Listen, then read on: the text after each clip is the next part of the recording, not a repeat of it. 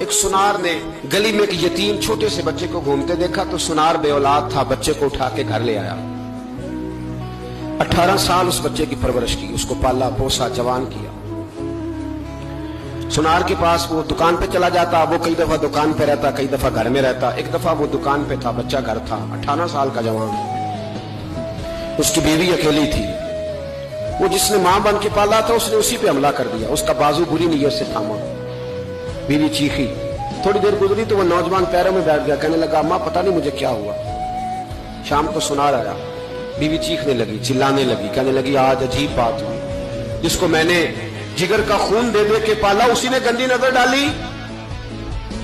سنار محو حیرت ہے، بیوی کا خیال تھا کہ لاٹھ اٹھائے گا، ڈنڈا اٹھائے گا، نوجوان کو مارے گا، لیکن وہ رونے لگ گیا۔ اس نے کہا آج اس نے میرا بازو تھاما ہے، جانے کیا کیا ہے؟ پریشان ہونے لگ گیا، سجدے میں گر گیا، کہا تو بتاتا کیوں نہیں؟ تو وہ سنار کہنے لگا اس کی غلطی نہیں، 18 سال کے بعد آج مجھ پر بھی شیطان سوار ہوا تھا۔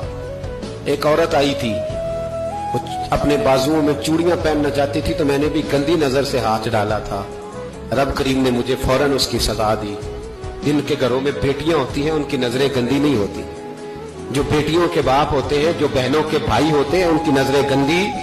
اور اگر تو ٹیلی فون کرتا ہے، تو کسی عورت کے ساتھ تعلق رکھتا ہے تو یہ بات لکھ لے، امام فخر الدین رازی 1، علامہ اسماعیل حقی 2، ملا جلال الدین رومی 3، امام خازن 4، امام جلال الدین سیوطی 5 حدیث کے استاد اور محدث لکھتے ہیں کہ اگر تو کسی پر گندی نظر ڈالے گا تو تیرا گھر بچ سکتا، یاد رکھ نہیں بچے گا، اس لیے کہ تیری نظر کسی کی بیٹی کو بیٹی سمجھ تاکہ تیری بچی کا پردہ قائم رہے، کسی کی بہن کو یہ کیا بات ہوئی کہ تو جتنا مرضی گند معاشرے میں پھیلاتا رہے تیرا گھر بچا رہے، یہ کیسے ہو سکتا ہے؟ فَإِنَّ لَهُ مَعِيشَةً ضَنْكَ، اللہ فرماتا ہے زندگی تنگ ہو جائے گی تیرے لیے مشکل، تو ڈھونڈتا پھرے گا کہ میں مرنے کو جگہ تلاش کروں۔